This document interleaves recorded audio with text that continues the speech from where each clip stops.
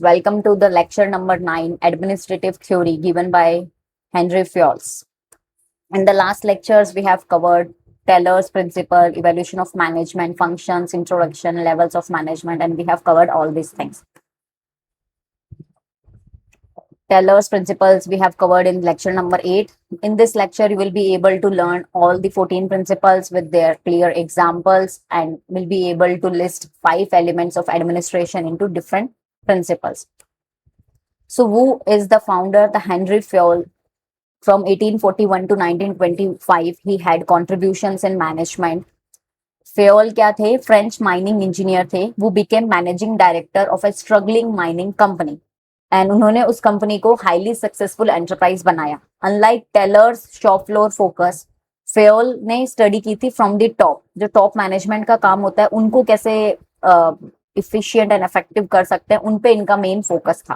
Tailors का focus था shop floor पे, फोरमेन्स पे, जो वर्कर्स थे लो फ्लोर पे रहते हैं उनके लिए था. ठीक है. इनका कंट्रीब्यूशन था जनरल एंड इंडस्ट्रियल मैनेजमेंट 1916 में इन्होंने बुक लिखी थी जिसमें इनका कंट्रीब्यूशन पूरा डिटेल्ड एक्सप्लेन्ड है.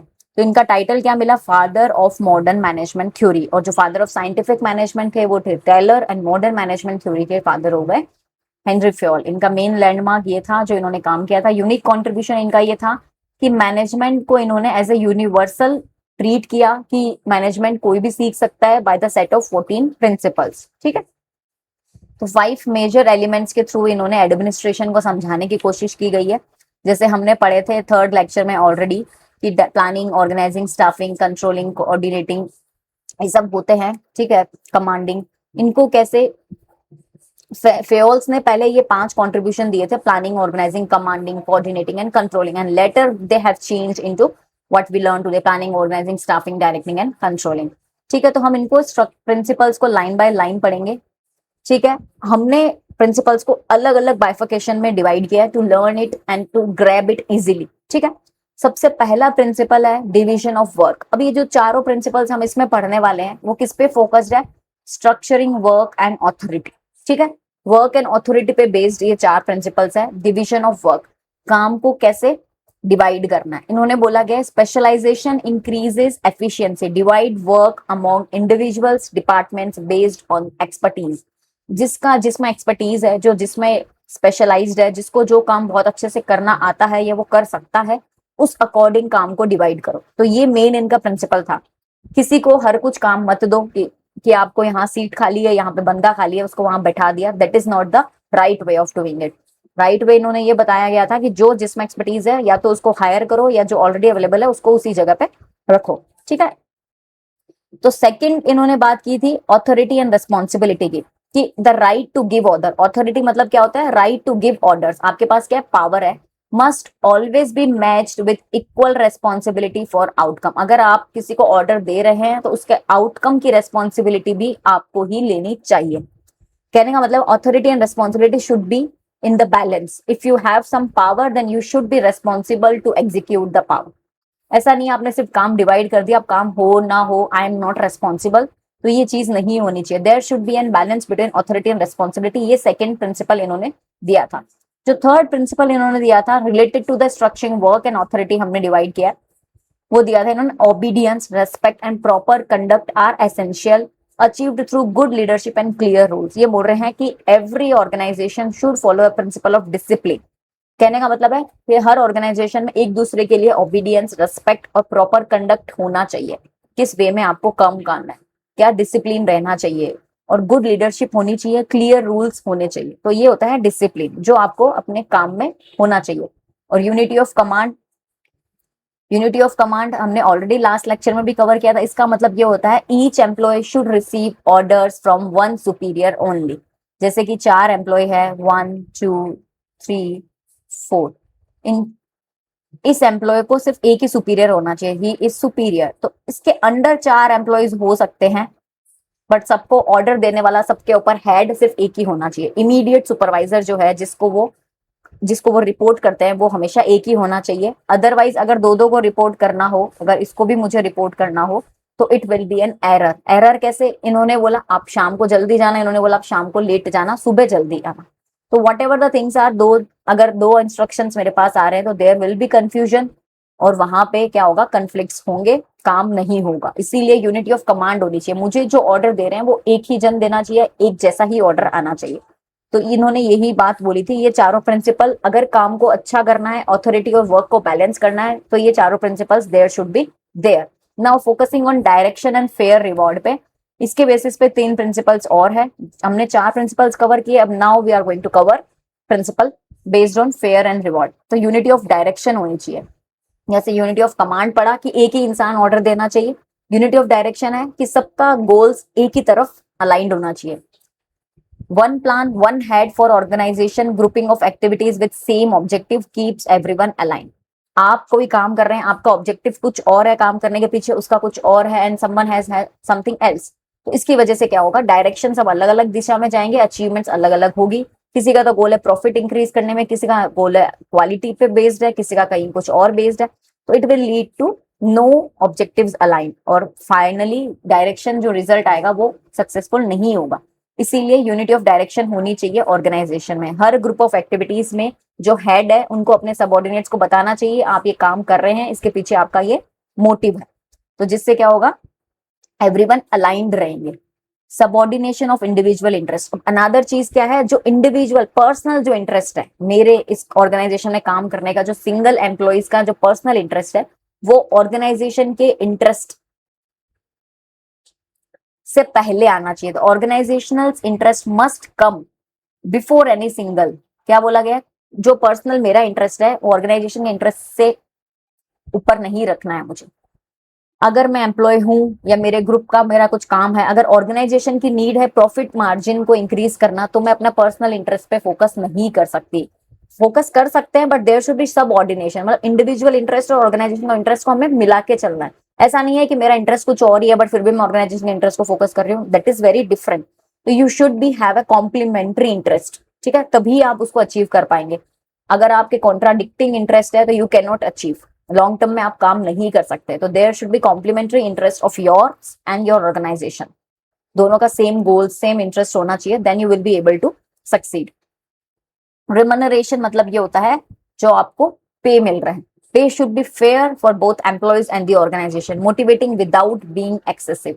आपको क्या करना है, मोटिवेट तो करना है पर ऐसा पे रखना है जिससे आप मोटिवेट कर रहे हैं और किसी को डीमोटिवेट नहीं कर रहे हैं। ऐसे नहीं पर्टिकुलर 3 लोगों को मोटिवेट करने के चक्कर में आपने बाकी 10 को डीमोटिवेट कर दिया, 3 की तो सैलरी बढ़ा दी बाकी सबकी नहीं बढ़ाई। तो दिस विल लीड टू इन, हम बोल सकते हैं इनएफिशिएंट मैनेजमेंट। बहुत जल्दी बहुत सारे लोग छोड़ के चले जाएंगे, बोलेंगे पॉलिटिक्स हो रही है, बोलेंगे ये हो रहा है वो हो रहा है। तो to avoid these kind of things you should able to pay a fair remuneration to employees as well as for fair for the organization। तो ये तीनों प्रिंसिपल्स होने चाहिए इन एवरी ऑर्गेनाइजेशन। अब एक चीज याद रखना, यूनिटी ऑफ कमांड मतलब ये होता है वन बॉस पर एम्प्लॉय, और यूनिटी ऑफ डायरेक्शन मतलब होता है वन प्लान पर ग्रुप एक्टिविटीज। कोई ग्रुप एक्टिविटी हो रहे हैं तो सबका एक ही गोल होना चाहिए, that is unity of direction. और यूनिटी ऑफ कमांड मतलब एक बॉस एक एम्प्लॉय के ऊपर होना चाहिए। ओके, नाउ पावर और ऑर्डर के बेसिस पे 3 और है, ठीक है। हम इसको बाइफरकेट मैंने इसलिए किया है ताकि आप इजी टू अंडरस्टैंड कर पाए, otherwise you can go through continuously by 1 to 14 any of the organise any of the synchronisation, ठीक है। कोई भी प्रिंसिपल्स आप कैसे भी फ्लो में पढ़ सकते हैं, मैटर ये करता है आप सारे प्रिंसिपल्स को इजीली समझ पाए और कंट्रीब्यूट कर पाए। सो पावर एंड ऑर्डर के बेसिस पे सेंट्रलाइजेशन, सेंट्रलाइजेशन क्या बोलते हैं, there should be a right balance between decision making power between top management and lower balance, lower management. देखो टॉप मैनेजमेंट के पास अगर ज्यादा पावर्स है तो हम उसको बोलते हैं सेंट्रलाइज्ड। ऑर्गेनाइजेशन में डिसीजन मेकिंग क्या है, सेंट्रलाइज्ड है, अगर टॉप मैनेजमेंट ही मेजर डिसीजंस लेते हैं। और अगर लोअर लेवल्स को पावर दी गई है थोड़ी बहुत भी, तो उसको बोलेंगे decentralisation. Decentralization is nowadays much needed in smaller organization at least। अगर बोल सकते हैं दोनों ही ऑर्गेनाइजेशन में कुछ कुछ फॉर्म्स में चाहिए, 10%, 20%, 40%, सम ऑर्गेनाइजेशंस आर फॉलोइंग 50-50, ठीक है। कुछ इससे भी ज्यादा हो रहे हैं, कुछ बहुत ज्यादा डिसेंट्रलाइज डिसीजंस है। जो ऑनर है कंपनी का, हम बोल सकते हैं सीईओ वगैरह, उनके पास पावर्स रहती है, तो टॉप डिसीजंस टॉप मैनेजमेंट के डिसीजंस वही होते हैं। तो कुछ पावर सेंट्रलाइज होती है, कुछ डिसेंट्रलाइज होती है। मेन इसका गोल ये है कि there should be a balance. Completely आप अगर अपने पास ही पावर रखोगे, अगर किसी का चार्जर भी खराब हो गया है, किसी का कुछ भी खराब हो गया है, मशीन खराब हो गई है, उसके पास कोई डिसीजन लेने का पावर नहीं है, अब मैं क्या करूं। वो डायरेक्ट टॉप मैनेजमेंट का वेट करेगा, उनके वहां से कॉल आएगा, वो बताएंगे नेक्स्ट स्टेप। तो this should not be the process, it will hamper your management. तो इसीलिए थोड़ा बहुत उनको पावर, खुद से डिसीजन लेने की पावर देनी चाहिए to the lower levels as well, ठीक है, ताकि सिंक्रोनाइज्ड रहे पूरी ऑर्गेनाइजेशन। तो सेंट्रलाइजेशन का यही है, राइट बैलेंस रखना between the centralised and decentralised decisions. Next है स्केलर चेन। स्केलर चेन बात करता है लाइन ऑफ अथॉरिटी की, clear and unbroken line of authority from top to bottom of the organisation, इसको बोलते हैं chain of command. Top to bottom, किसको किससे इंफॉर्मेशन पहुंचानी है, स्केलर चेन एक लाइन में फ्लो होती है अथॉरिटी, टॉप से लेके लोअर लेवल तक। तो आपको इसी फॉर्म में बात करनी होती है। अब इसका एक तोड़ भी है, दैट इज गैंग प्लैंक, ठीक है, GANG,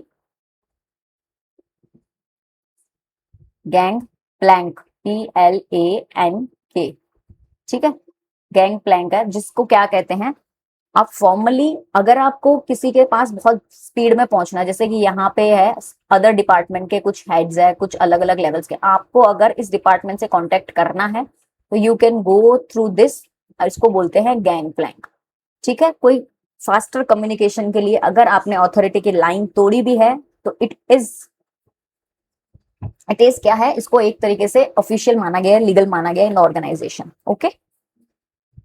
जिसको देखो यहाँ पे समझो, ये रहा गैंग प्लैंक, ठीक है, इससे समझना फेल अलाउड गैंग प्लैंक, क्योंकि ये शॉर्टकट डायरेक्ट लिंक है between two employees at the same level in different departments. जैसे इस एम्प्लॉय ने इसके साथ कॉन्टेक्ट किया, अब अगर इस एम्प्लॉय के साथ मुझे कॉन्टेक्ट करने के लिए अगर मुझे ऐसे इन्फॉर्मेशन पहुंचानी पड़ती तो it could be time consuming, ठीक है।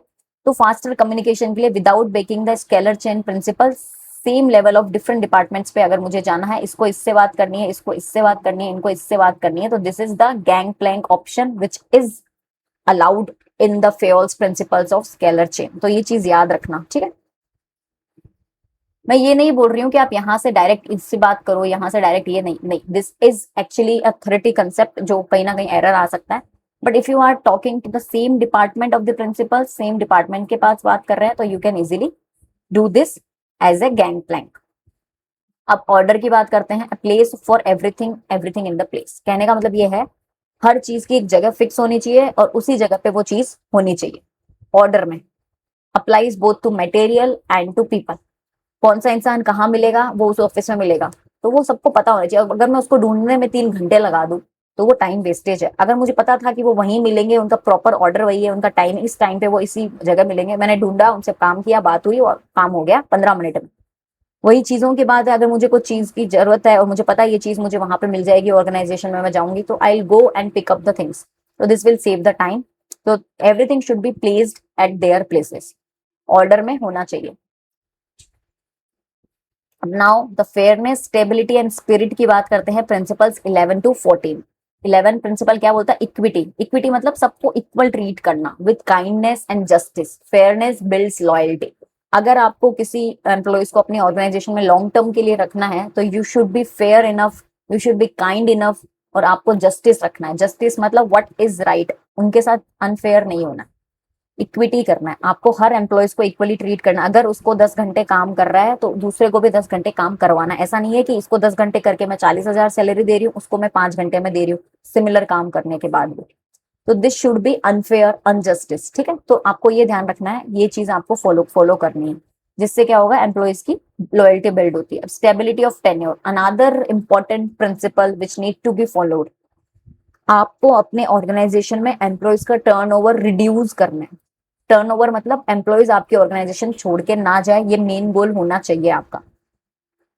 क्योंकि एक एम्प्लॉय जब वो आता है उसको सेटल होने में, प्रोडक्टिव होने में टाइम लगता है। 1 महीना निकल जाता है कि वो आएगा, ओरिएंटेशन होगा, मिलेगा, झूलेगा, सीखेगा नए कंसेप्ट, नई चीजें, फिर जाके वो ऑर्गेनाइजेशन के साथ मिलता है। और फिर अगर वो हर 4-6 महीने में एम्प्लॉयज ऐसे बदल रहे हैं तो आपका वो एक एक महीने का जो टाइम है वो इनसफिशियंट हो रहा है, इनएफिशियंट हो रहा है। इसीलिए आपको क्या करना है, high employee turnover inefficient results लाते हैं, इसीलिए एम्प्लॉय टर्नओवर को रिड्यूस करना, जो एग्जिस्टिंग एम्प्लॉयज है उन्हीं को रिटेंशन पे फोकस करना ज्यादा जरूरी है, ठीक है। और ये कैसे हो सकता है, बाय इक्विटी, बाय फेयरनेस, ठीक है, जो हमने देखे आगे वो सब फोकस करने पड़ते हैं। और इनिशिएटिव, आपकी ऑर्गेनाइजेशन में ये प्रिंसिपल भी फॉलो होना चाहिए एम्प्लॉयज को एनकरेज करो कि वो अपने प्लान्स डेवलप करे, अपने साथ अपने प्लान्स शेयर करे, जिससे क्या होता है एम्प्लॉयज का भी मोटिवेशन बूस्ट होता है और वो भी आपके डिसीजन मेकिंग में थोड़ा सा एंगेज रहते हैं। अदरवाइज आप आएंगे बोलेंगे कि today you have to do this, क्योंकि हमने नया प्लान बना लिया है।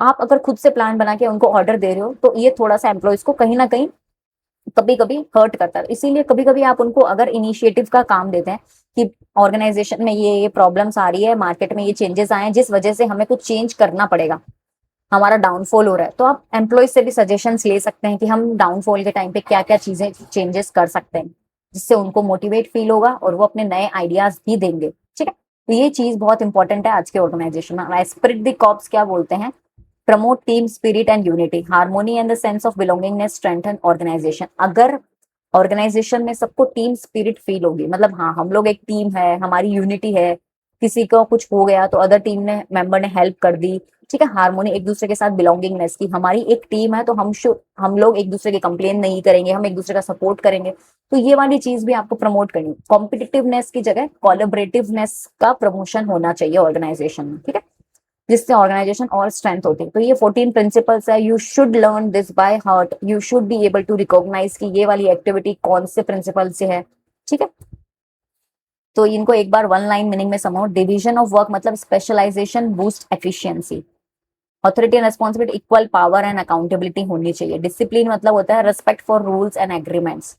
Unity of command one employee one boss. Unity of direction one plan one head per goal. ठीक है, सबऑर्डिनेशन ऑफ इंटरेस्ट मतलब ऑर्गेनाइजेशन बिफोर इंडिविजुअल, आपको अपनी इंडिविजुअलिटी से पहले ऑर्गेनाइजेशन के इंटरेस्ट को रखना पड़ेगा। ट्राई ये करो कि दोनों का कॉम्प्लीमेंट्री इंटरेस्ट रहे। रिम्यूनरेशन पे फेयर फॉर बोथ साइड्स। ठीक है,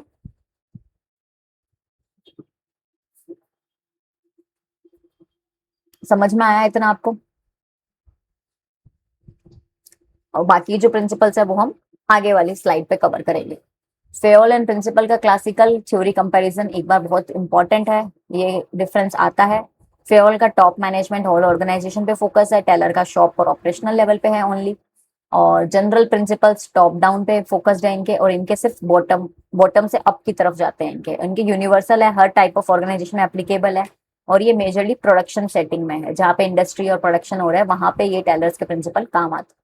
और ये बोलते हैं पर्सनल एक्सपीरियंस, जो जनरल मैनेजर थे वो पर्सनल एक्सपीरियंस के बेसिस पे इन्होंने ये फॉर्मुलेट किया है, और इन्होंने डायरेक्ट ऑब्जर्वेशन और एक्सपेरिमेंट्स के बेसिस पे फॉर्मुलेट किया है। ये स्ट्रक्चर्ड हायरार्की के थ्रू देखते हैं वर्कर को, और ये unit of production to be optimise, इनका मेन गोल है कि प्रोडक्शन की यूनिट को कैसे ऑप्टिमाइज किया जा सकता है। तो टेलर का याद रखो, माइक्रो है वन वर्कर वन टास्क, और फेयोल का है macro whole organisation top down principles. Both are classical but दोनों ही ऑपोजिट्स फोकस पे काम करते हैं। इन्होंने जो अजम्पशंस रखे थे फेयोल्स प्रिंसिपल ने कि मैनेजमेंट प्रिंसिपल्स यूनिवर्सल होते हैं, हर टाइप ऑफ ऑर्गेनाइजेशन में काम करेंगे। मैनेजमेंट डिस्टिंक्ट है पर वो सिखाई जा सकती है, एक्सपर्टीज बनाई जा सकती है। Structured hierarchy clear authority lines रहेगी तो एफिशिएंसी बढ़ेगी, ये इनका अजम्पशन है। ठीक है, ऑर्गेनाइजेशनल इंटरेस्ट को हमेशा पर्सनल इंटरेस्ट से ऊपर रखना चाहिए, जिससे ऑर्गेनाइजेशन बढ़ेगी। ठीक है, तो इनके एडवांटेज यही थे कि हाँ ये यूनिवर्सल एप्लीकेबल है, क्लियर स्ट्रक्चर की ये भी बात करते हैं जिससे कंफ्यूजन और कंफ्लिक्ट रिड्यूस होता है। बैलेंस व्यू की बात करते हैं, स्ट्रक्चर ह्यूमैनिटी इस पे बात करते हैं, ऑथोरिटी रिस्पॉन्सिबिलिटी, सेंट्रलाइजेशन डिसेंट्रलाइजेशन, ये सब इनके एडवांटेज रहे हैं। ठीक है, थ्योरी के। और इन्होंने डायरेक्टली शेप किया है पीओएसडीसी फंक्शंस एंड फंक्शनल डिजाइन को, तो ये भी एक मॉडर्न थ्योरी का पार्ट रहा है। ठीक है, ऑलमोस्ट इन्होंने जॉब डिस्क्रिप्शन, रिपोर्टिंग स्ट्रक्चर, इन सब चीजों पे फोकस किया है। लिमिटेशंस क्या है, देखो हर चीज की क्रिटिसिज्म तो होता है, तो इसका लिमिटेशन ये था कि ये पर्सनल एक्सपीरियंस पे बेस्ड है। एक इंसान, एक मैनेजर थे जिन्होंने इस पे प्रिंसिपल्स बना दिए हैं, कोई रिगरस साइंटिफिक टेस्टिंग नहीं हुई है, बट हाँ आज भी वो यूज हो रहे हैं, तो these are good enough principles. Too general है, वेग है, मतलब ये प्रिंसिपल्स बहुत जनरल बातें कर रहे हैं, ऑर्डर में रखो, इक्विटी में रखो, समटाइम्स ये डिफ्रेंशिएट करते हैं managers to manager, organisation to organisation. ठीक है, और ये एक्सटर्नल एनवायरनमेंट को बिल्कुल इग्नोर कर रहे हैं, इंटरनल स्ट्रक्चर, इंटरनल चीजों के बारे में फोकस कर रहे हैं, मार्केट और एनवायरमेंटल चेंजेस इन सब पे इन्होंने फोकस नहीं किया है। हायरार्की भी थोड़ा सा रिजिड बना दी इन्होंने स्केलर चेन का, कि कोई भी यहाँ से इधर बात नहीं कर सकता, इसको यहाँ से इधर कर सकता है, या फिर डायरेक्ट अपवर्ड में फॉलो करेगा। तो ये थोड़ा सा इनका अप्रोचेस थे जो क्या थे, क्रिटिसाइज किए गए थे, बट ये आज भी बहुत रेलेवेंट है। Every organisation clear reporting, scalar of chain, unity of command follow करते हैं। ठीक है, रिम्यूनरेशन में फेयर एंड इक्विटी आज भी फॉलो होती है। और जो मॉडर्न फ्लेट ऑर्गेनाइजेशन है वो सेंट्रलाइजेशन में से डिसेंट्रलाइजेशन का रोल अभी भी प्ले करते हैं।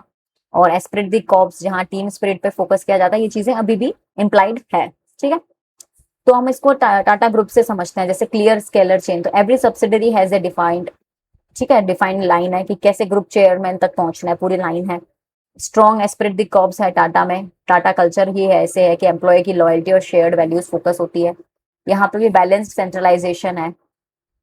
ईच लेवल पे डिसेंट्रलाइजेशन कितना होना है, कितना सेंट्रली होना है। तो जो major level, high level strategies है वो सेंट्रली है, और ऑपरेशंस डिसीजंस जो होते हैं वो डिसेंट्रलाइज्ड है। तो इन्होंने बहुत अच्छे से फेयर्स प्रिंसिपल का भी यूज कर रखा है। इक्विटी इनके एक्शंस में रहती है, फेयर ट्रीटमेंट रहता है। ठीक है, अब अगर हम इन्फोसिस और ये कुछ एक्शंस की बात करें, जैसे डिवीजन ऑफ वर्क, तो इन्फोसिस ने क्या किया, वर्टिकल बेस्ड स्पेशलाइजेशन बना रखे हैं, जिसका जो स्पेशलाइजेशन उस अकॉर्डिंग उन्होंने अलग अलग वर्टिकल्स में सेट कर दिया। तो ये प्रिंसिपल डिवीजन ऑफ वर्क का फॉलो हो रहा है। टाटा ग्रुप का हमने देखा था क्लियर रिपोर्टिंग लाइन्स है, तो वो स्केलर चेन हो गया।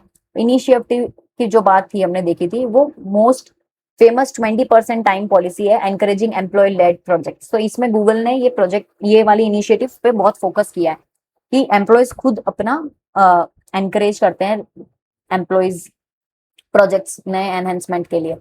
अब जैसे एस्पिरिट द कॉर्प्स जो टीम स्पिरिट पे था, वो लेग्स ऑफ फार्मर्स को एक तरीके से यूनाइट करना, अमूल का बहुत अच्छा ये प्रिंसिपल फॉलो करना है। रिलायंस कैसे फॉलो कर रहे हैं, सेंट्रलाइजेशन पे। Major decisions, group level decisions जो है रिलायंस के टॉप मैनेजमेंट ही लेते हैं। और इक्विटी की बात करें तो कंसिस्टेंस, फेयर ट्रीटमेंट, ये सब अक्रॉस ग्लोबल आउटलेट जो फॉलो हो रहा है वो स्टारबक्स बहुत अच्छे से कर पा रहे हैं। तो these are the major principles जो इन कंपनीज में ये बहुत टॉप लेवल पे मतलब विजिबली हो रहा है फॉलो। ठीक है, तो इनके बेसिस पे आप एक क्लासरूम एक्टिविटी करेंगे, थिंक ऑफ योर कॉलेज और वर्क प्लेस, और देखिए कौन से प्रिंसिपल्स हैं जो बेस्ट फॉलो हो रहे हैं और कौन से हैं जो वर्स्ट हो रहे हैं, कि कहाँ पे आपको अनइक्विटी लग रहा है, अनफेयर लग रहा है, या सेंट्रलाइजेशन डिसेंट्रलाइजेशन में अनफेयर लग रहा है। तो एक आप टाइम लीजिए, बैठिए और इसके बारे में सोचिए। You will take some 30 seconds, think of it and then try to comment in the comment section what is the best example you want to post। ठीक है, अब इसके बेसिस पे आपने जो पढ़ लिया है उसके बेसिस पे कुछ एमसीक्यूज और क्वेश्चंस प्रैक्टिस करने की टाइम आ गया है। Henri Fayol, widely known as father of modern management, इनका कब पब्लिश हुई थी बुक, 1916 में पब्लिश हुई थी। ठीक है, और कौन सा प्रिंसिपल है जो बोलता है कि should receive orders from one superior only, ये होता है यूनिटी ऑफ कमांड, याद रखना। A place for everything and everything in its place, ये बोलता है ऑर्डर, प्रिंसिपल ऑफ ऑर्डर वाली बात करता है। Which principle is described in the French term team spirit, वो आता है एस्पिरिट द कॉर्प्स। ठीक है, शॉर्टकट कम्युनिकेशन लिंक जो बनाई गई थी उसको हमने क्या बोला था, gangplank. One plan one head for one group activity same objective, उसको बोलते हैं यूनिटी ऑफ डायरेक्शन। पूरी हेड और सबका प्लान सेम होना चाहिए ग्रुप एक्टिविटीज के लिए, तो उसको यूनिटी ऑफ डायरेक्शन बोला गया था। ओरिजिनल जो एक्रोनिम इन्होंने दिया था सबसे पहले वो था POCCC। ठीक है, और which principle argues organisational interest must come before individual, ये बोलता है सबॉर्डिनेशन वाला। और हाई एम्प्लॉय टर्नओवर इनएफिशिएंट होता है, तो ये कौन से प्रिंसिपल में बात की गई थी, स्टेबिलिटी ऑफ टेन्योर पे। ठीक है, ऐसे ही असर्शन रीजन की क्वेश्चंस भी बनते हैं इससे, जैसे for example the gangplank concept violates the scalar chain principle entirely, ये वायलेट नहीं कर रहा है, ये एक्चुअली अलाउड है स्केलर चेन का, तो ये फॉल्स स्टेटमेंट है। ठीक है, it allows a direct shortcut, yes ये एक शॉर्टकट है जो सेम एम्प्लॉय लेवल्स पे while still respecting the overall hierarchy follow करता है, तो A is false, R is true. ठीक है, तो इस तरीके से आपको सॉल्व करना आना चाहिए। ठीक है, Fayol's principle were derived from rigorous scientific experimentation, नहीं फेयर्स प्रिंसिपल में साइंटिफिक एक्सपेरिमेंटेशन नहीं था, ये सिर्फ पर्सनल एक्सपीरियंस पे बेस्ड था। ठीक है, they were derived primarily from personal experience, yes तो A is false, R is true. ठीक है, unity of command and direction mean exactly the same thing, no. Unity of command relates to one boss one employ and unity of direction one group for activities. ठीक है, तो A is false, R is true. तो similarly आप एक case है जैसे कि for example a company's marketing head and finance head both reporting to the CEO start emailing each other directly to speed up joint campaign approval instead of routing through the CEO each time। क्या बोला गया, marketing head और finance head दोनों को ही किसी चीज का report देना है CEO को, तो उन्होंने दोनों ने ही सीसी बीसीसी में रख के एक दूसरे ने ही सर को डायरेक्ट मेल किया, तो जिससे उन्होंने क्या किया, दोनों क्या है सेम लेवल के हैं, तो इसीलिए इन्होंने गैंग प्लेइंग का कंसेप्ट यूज किया, दो डिपार्टमेंट्स के हेड एक साथ काम करके डायरेक्ट कम्युनिकेशन कर रहे हैं।